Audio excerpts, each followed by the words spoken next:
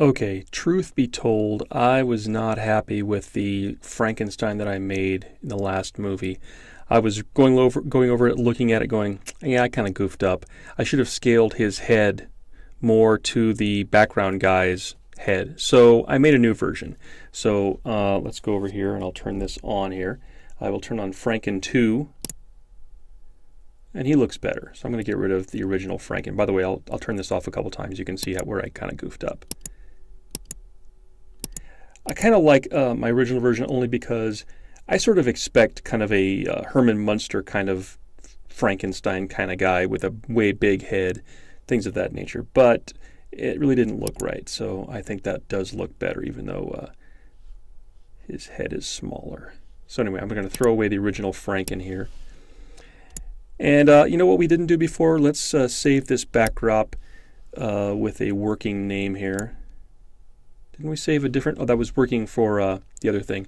So we'll call this one Curse. Cool. All right. So here's the next part of the movie, next series. We're going to do some automating systems. There's this thing called actions. I'll show you what this looks like. So there's a whole new panel over here. And actually, coincidentally, even though I've reset the preferences on this machine, it doesn't wipe out the actions that I've done before. So we're going to create this one. We're going to create the blue filter, the green filter, the color select, and the color match, or match color and sharpen in the course of the next few movies.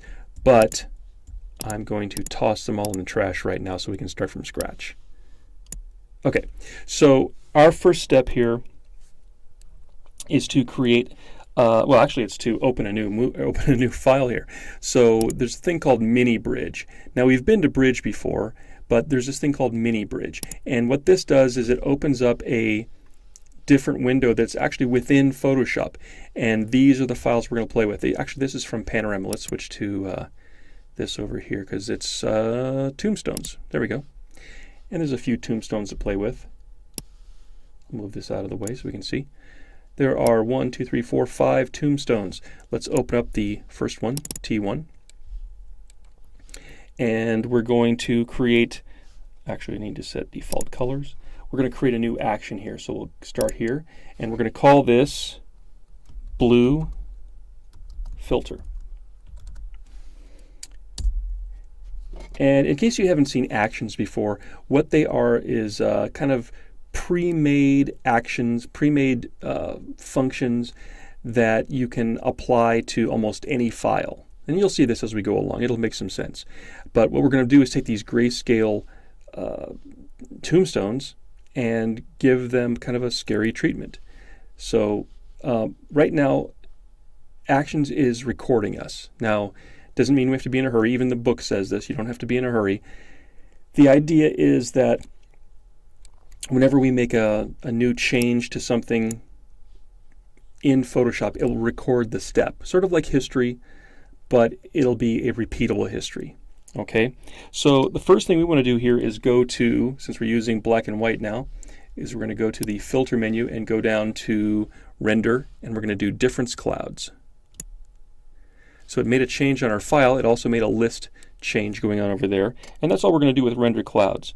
We are going to go back to filters and do some noise. So we're going to add some noise, and it's not a lot, but there are a few settings we're going to change here. The setting is going to be add noise 3% Gaussian.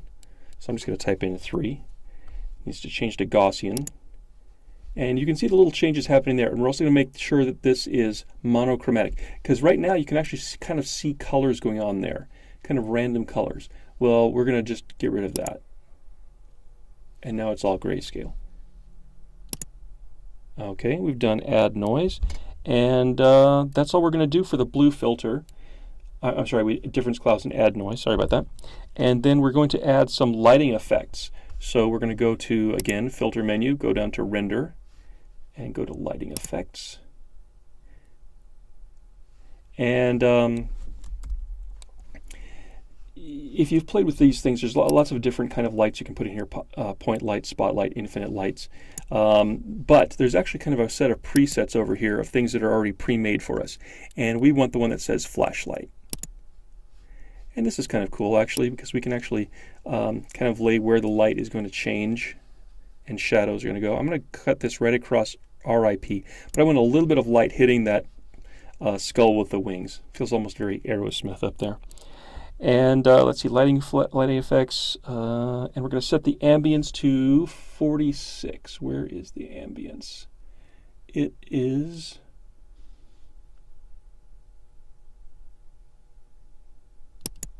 So we're going to change this to kind of a light blue.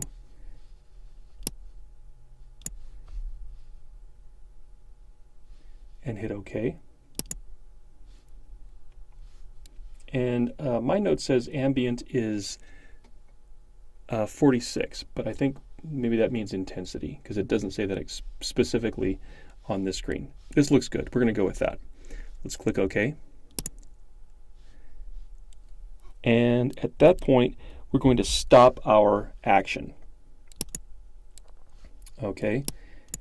Now, here, let's do this. Now, this effect, or I'm sorry, this action is going to stay in place, but I'm going to revert the file back to the original. Okay? And let's move this out of the way.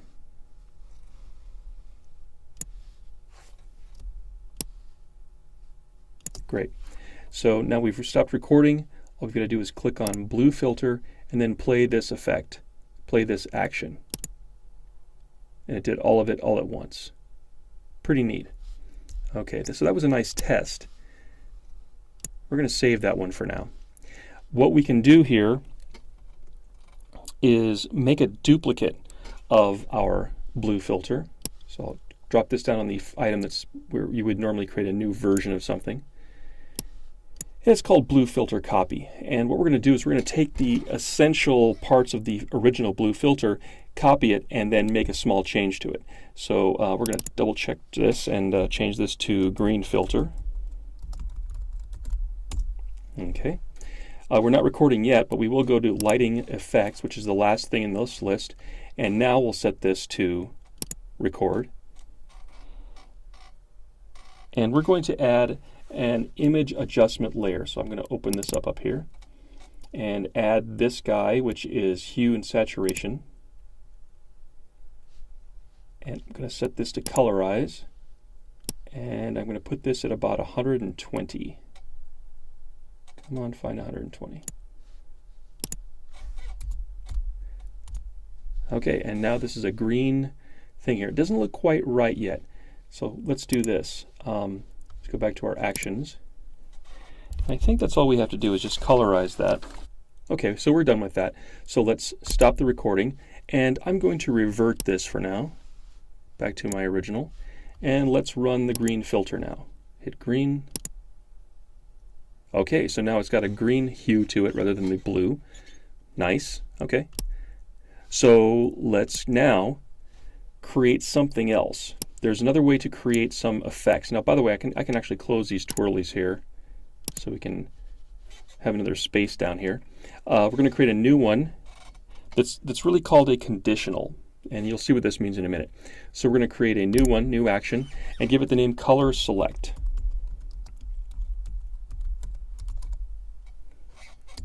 All right. Now, what this is doing for us is we have to go up here to the flyout menu for the actions, and by the way, we can actually stop recording because this is a special kind of a thing. We're going to do this thing called an insert conditional, and it's basically kind of really rudimentary scripting. So if the current file, meaning document, is something, so we can change all kinds of conditions. Well, the condition is if it's landscaped, great. All right.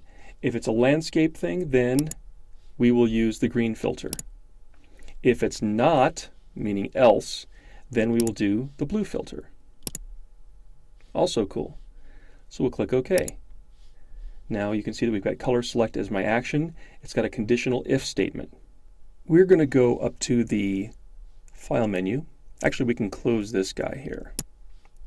and we're going to ignore this old one that's there. And we're going to focus on these guys. But before we do that, we're going to go to the File menu and we're going to set up an automated script. And this is called a batch processing thing. So what's going to happen is we're going to apply that conditional if statement to all 5 of those files at once and let Photoshop figure stuff out for us. Okay, so let's go to the batch. Small edit here. In the rest of this little segment of this video, I neglected to mention that this batch processing will use the color select action that we just created. So you will, if your action pop up here doesn't say color select, please set it to color select before we move on with the rest of this stuff. I've got a great big scary window here. Don't sweat it. It's all good. Okay, so the first thing is we need to pick the folder that it's going to choose, which is the Tombstone folder. So we'll point this at Tombstones, which has Tombstone 1, 2, 3, 4, 5 there. So we'll choose that, and then we're going to save it in the same place, the same Tombstone folder.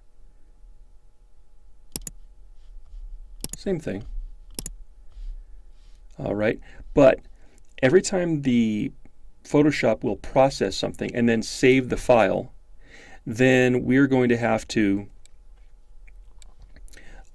give it a name. So the file name is T1 or T2, and right now it's ending with .psd.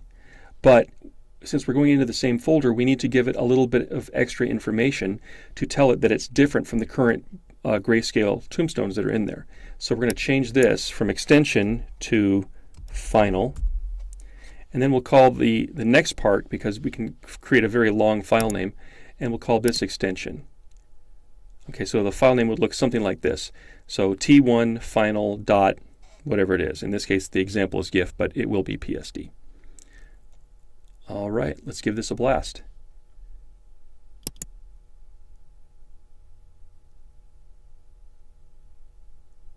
Let's see if this worked right. So I'm going to select this one and then command click this one.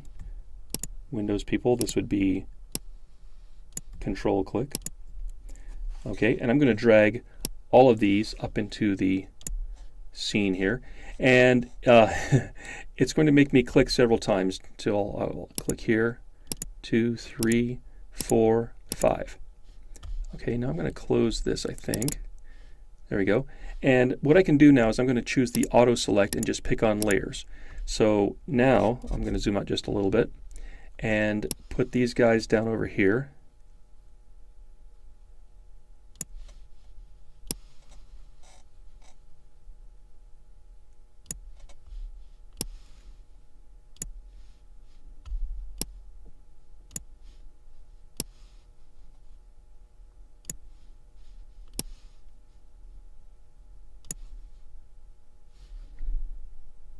Okay, so just to recap what we did here.